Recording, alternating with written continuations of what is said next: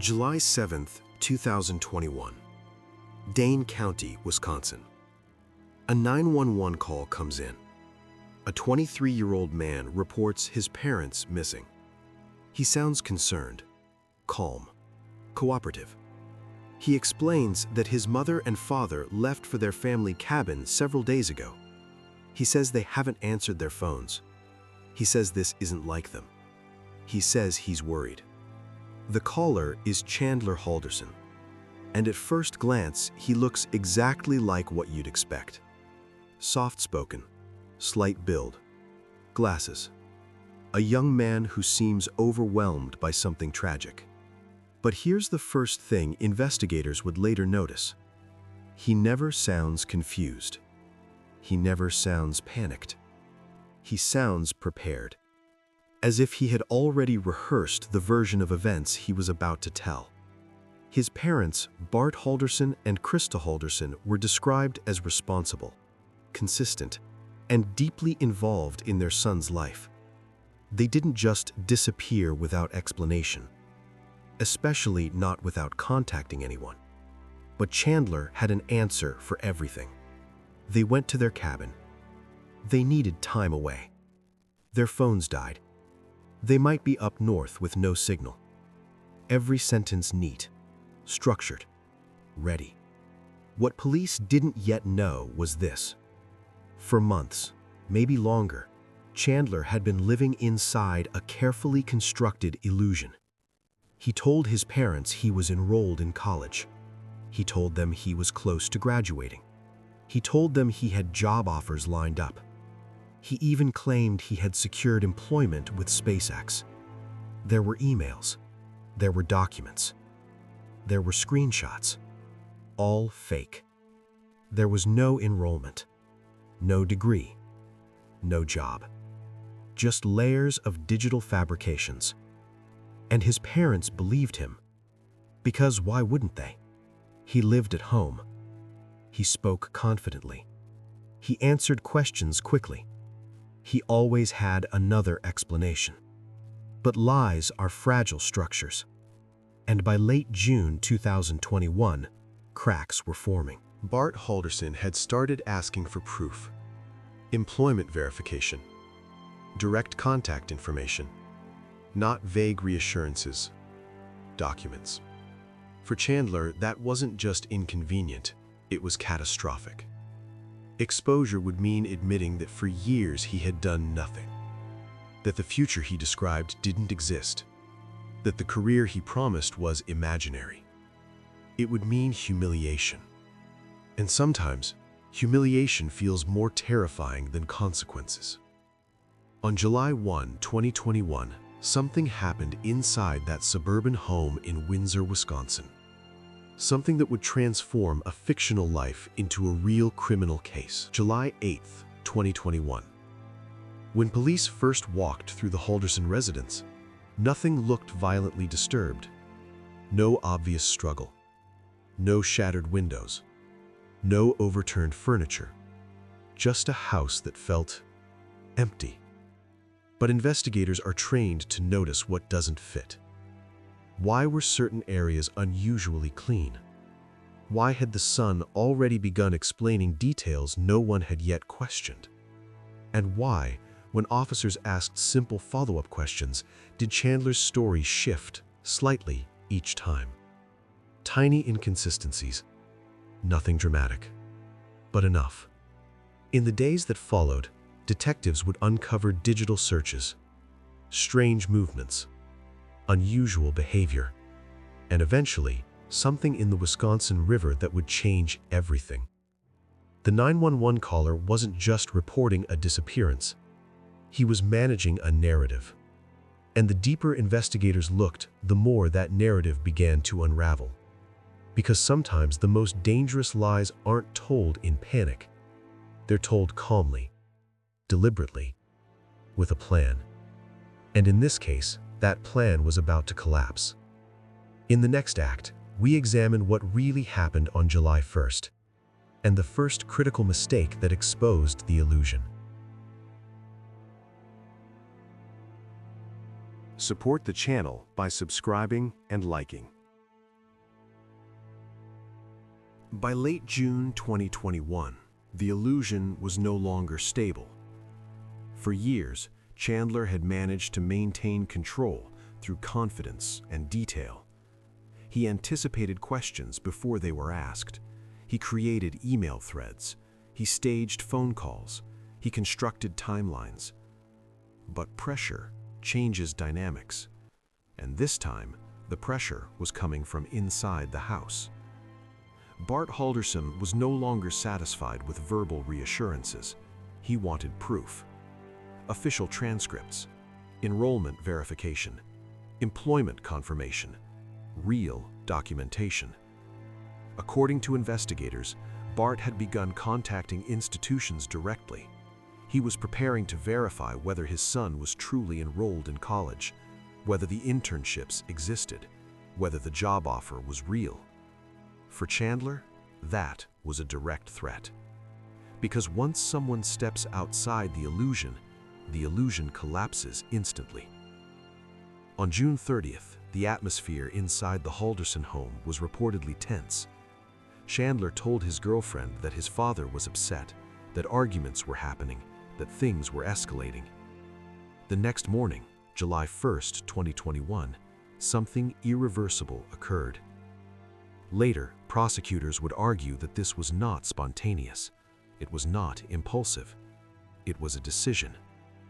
At some point that morning, inside that quiet suburban home in Windsor, Wisconsin, Bart Halderson was killed. Krista Halderson was killed shortly after. The exact sequence would later be debated in court, but the outcome was final. Two parents, dead, inside their own home, and their son would soon begin constructing the next version of reality. After July 1st, there were no phone calls from Bart, no messages from Krista, no digital activity consistent with a cabin trip. Instead, there were unusual online searches. Investigators would later recover internet queries from Chandler's devices, questions about dismemberment, about body disposal, about cleaning biological evidence. Searches that do not align with a missing persons scenario. Searches that align with something else entirely. In the days following the killings, Chandler acted as though nothing catastrophic had happened. He texted friends. He spent time with his girlfriend. He attended a July 4th gathering. He even told people that his parents had unexpectedly gone to their cabin to relax. He maintained the narrative calmly. Too calmly. When law enforcement conducted follow-up visits, Chandler repeated the same story. Cabin trip, limited signal, phone's dead. But investigators were already seeing fractures. Cell phone data did not support extended travel north. Vehicle movement patterns were inconsistent, and neighbors reported hearing unusual activity on July 1st. Meanwhile, physical evidence was beginning to surface. On July 5th, human remains were discovered along the Wisconsin River. The location was not near a family cabin. It was closer to home. Forensic analysis would later confirm what investigators feared. The remains belonged to Krista Halderson. At that moment, the case changed. This was no longer a missing persons investigation. It was a homicide. And the only person with a consistent, rehearsed narrative was the one who made the 911 call. As detectives tightened their timeline and cross-checked digital evidence, one question became unavoidable. If his parents had left for a trip, why were parts of the truth washing up nearby? In the next act, investigators confront Chandler directly, and the illusion begins to fracture in real time.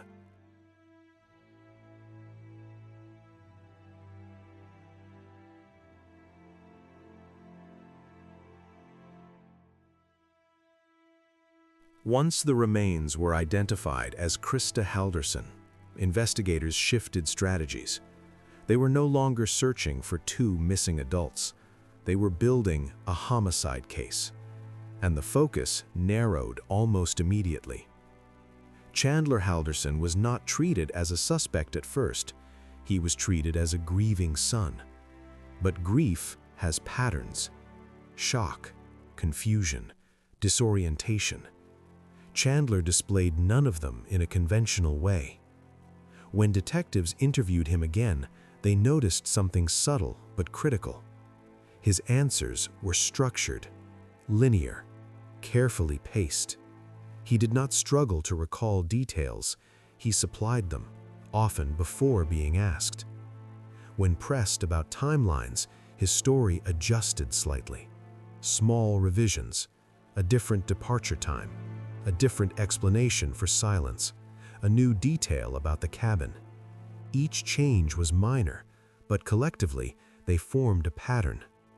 Meanwhile, forensic teams processed the Halderson home. In the basement, investigators discovered evidence of cleaning. Not ordinary cleaning, targeted cleaning. Areas where biological material had likely been present. Chemical traces remained, even when visible signs did not. In the fireplace, additional remains were discovered, later confirmed to belong to Bart Halderson. The narrative of a peaceful cabin trip was no longer plausible. The digital evidence added weight. Cell phone data showed that Bart's device had stopped moving on July 1st. Vehicle tracking contradicted Chandler's account of long-distance travel. Security footage placed him in locations inconsistent with his story. And then there were the internet searches, recovered from his devices. Searches about dismemberment, about disposal, about destroying evidence, conducted after July 1st. Prosecutors would later argue that the evidence told a clear story. Chandler killed his parents to prevent exposure, to stop the collapse of the identity he had fabricated. On July 15, 2021, Chandler Halderson was arrested. He was charged with first-degree intentional homicide. When taken into custody, he did not resist. He did not confess. He maintained his innocence, even as physical evidence mounted, even as timelines tightened, even as the illusion disintegrated in front of him. The young man who had controlled every detail of his fictional life now faced something he could not script: a courtroom and a jury. In the next act, the prosecution begins, and the prosecution reveals the full scope of the deception.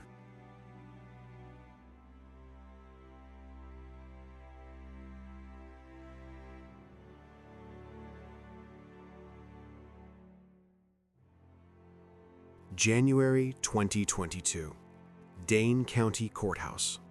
The trial of Chandler Halderson begins. For months, the public had followed fragments of the story: missing parents, human remains, internet searches. Now everything would be presented in sequence, systematically, in front of a jury. The prosecution's argument was direct. This was not an accident, not self-defense, not a crime of sudden rage. It was intentional, premeditated, a calculated attempt to eliminate the only two people who could expose the truth. Prosecutors walked the jury through the deception. They explained the fabricated college enrollment, the fake emails, the false claims of employment, the non-existent job offer at SpaceX. Witnesses testified that Chandler had described detailed onboarding processes, background checks, start dates. None of it existed. Madison College officials confirmed he was not enrolled. Employment records did not match his claims. The illusion was dismantled piece by piece. Then came the digital evidence. Investigators presented search history recovered from Chandler's devices. Searches about dismemberment, about how long it takes for a body to decompose, about cleaning blood. Each timestamp aligned with the days immediately following July 1st. The defense attempted to suggest alternate interpretations.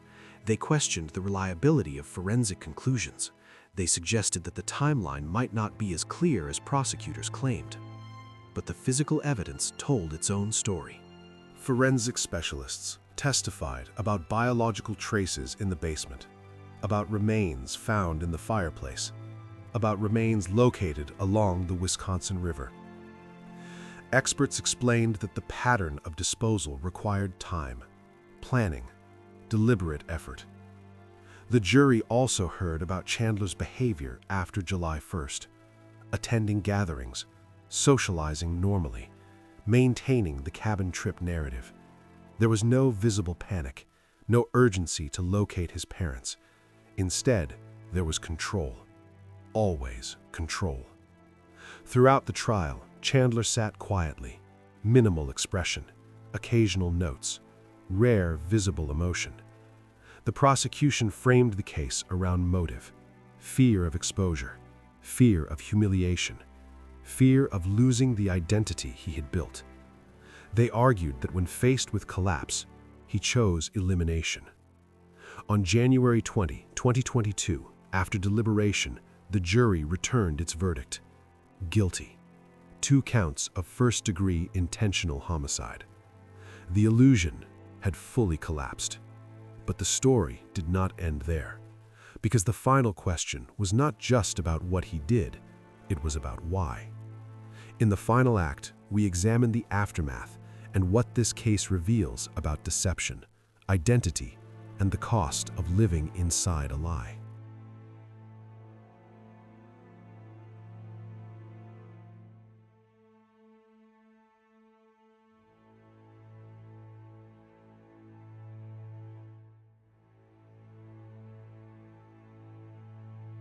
On March 17, 2022, Chandler Halderson was sentenced to life in prison without the possibility of parole. The courtroom was quiet. There was no dramatic outburst, no public confession, no final revelation. Just a sentence that would outlast every version of the life he had tried to invent. Life imprisonment. 2 counts. Consecutive. The judge described the crimes as calculated and deliberate, not a moment of rage, not a tragic misunderstanding, a sustained deception that ended in irreversible violence. During sentencing, members of the extended family spoke about Bart and Krista Halderson. They described them as supportive parents, patient, proud, deeply invested in their son's future. They had believed in him, they had defended him, they had trusted him, and that trust became the vulnerability that allowed the deception to continue for years. The case forced a difficult question. How does someone maintain such an elaborate lie for so long? Friends testified that Chandler appeared normal, polite, soft-spoken, sometimes even helpful. There were no obvious warning signs of violent behavior. No prior criminal history suggesting escalation. The motive was not financial gain in a traditional sense. It was exposure, the fear of being revealed. Psychologists often describe identity-based deception as self-preservation. When someone builds a false version of themselves and invests emotionally in that identity, the collapse can feel existential. For Chandler, the fabricated college education, the job offers, the imagined future, they were not just lies told to others. They were part of the version of himself he wanted to believe. When his father began verifying documents, the illusion faced external validation, and illusions do not survive verification. In court, prosecutors argued that rather than confessing, rather than admitting failure, he chose control, elimination instead of accountability. A permanent solution to a temporary exposure. The public reaction to the case was immediate and intense. Many struggled to understand how humiliation could escalate into homicide, how the fear of disappointing parents could result in their deaths. But perhaps the more unsettling reality is simpler. The crime did not begin on July 1st. It began years earlier, with the first lie, the first fabricated email, the first moment he chose performance over truth. Every deception requires maintenance.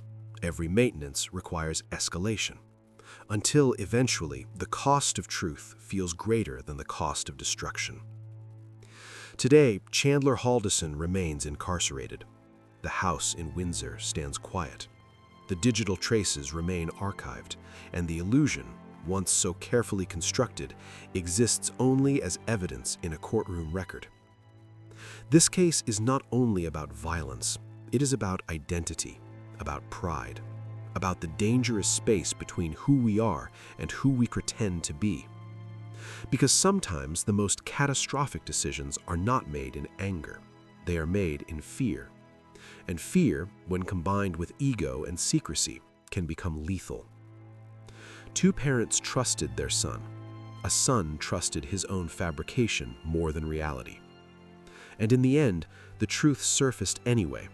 No matter how carefully the narrative is rehearsed, no matter how calm the voice sounds on a 911 call, the truth waits. And eventually, it speaks. Do you think it's possible to fully understand a person who hides behind lies for years? Or will part of them always remain unknown?